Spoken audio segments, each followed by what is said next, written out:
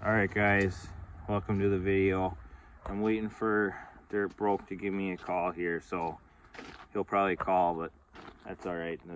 Then he'll call because that's what I'm waiting for. But I'm gonna run through the crappiest truck on the fleet, one of the biggest mistakes I've ever made in trucking, and just show you this piece. So here we go.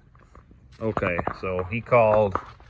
So now I'm back to the video. So anyways, this is, I can't remember what I said in the other one, but this is my crappiest truck in the fleet here. It's a 2006 Freightliner Colombia, a Mercedes in it. I bought this truck because I wanted a nice light truck. So I got a light truck, but it's not nice. It's reliable, it's just whatever, it's just not desirable. So this right here is a steel saddlebag hydraulic tank, 50 gallons. It's all set up back here. This has got a 7-way connections for electric switches to control and dumps, and then that's the cord right there. And then it has, this is the for the wet kit, the wet line, and then I got a tarp connection there, and then this is 2 extra glad hands to control trailers that are all air. This door doesn't open. I'll show you the engine, even though, just because I'll show it to you. So I actually bought this truck with a bad engine, thinking I knew about trucks. So it's got this Mercedes in it. So my green truck was the first truck that I ever bought, and it has this engine in it. And it had like 800,000 before we overhauled it. This one had way less miles and it was a year newer. And so I figured the engine would be good.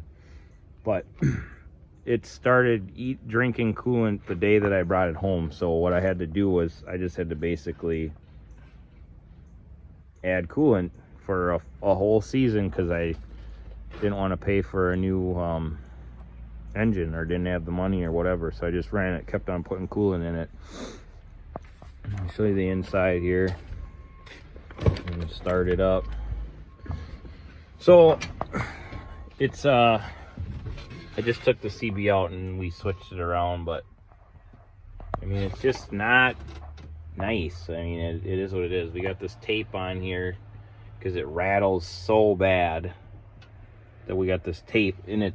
Stuff keeps on breaking because it just rattles, you know. It's just not cool. So that's that. Really cold-blooded too.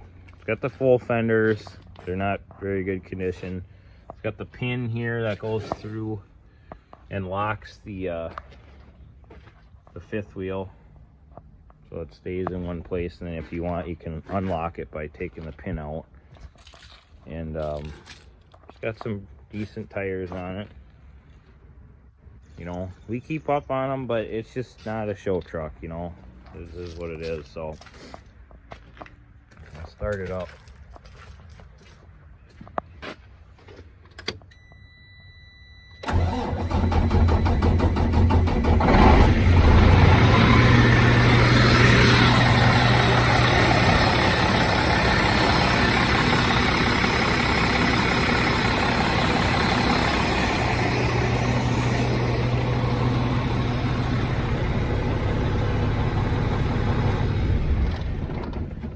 Switches for the controls are on the tower.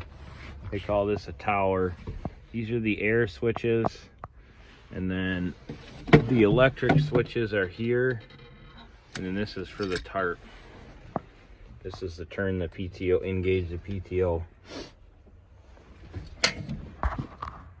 So if money is tight and you are just serious about trying to create income and you're thinking about being an owner operator locally, this is what I would recommend. Something like this. It's a good money making truck. It's just really crappy and not fun to drive, and but it'll make it should, I guess I should say, make you good money. It's a good profitable truck, other than the fact that this one wasn't, because it had the bad engine and I had to put that in. But I ended up doing that, and so now it's fine. But it's just the reason that I steer away from this stuff now is because I like to hold on to my trucks and I like to fix them.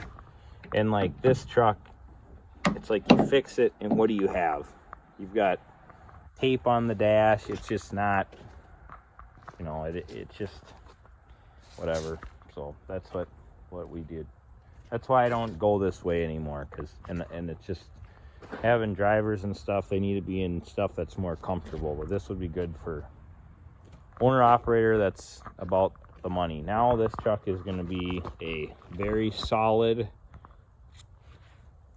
reliable backup truck. So hope you enjoyed. We'll see ya.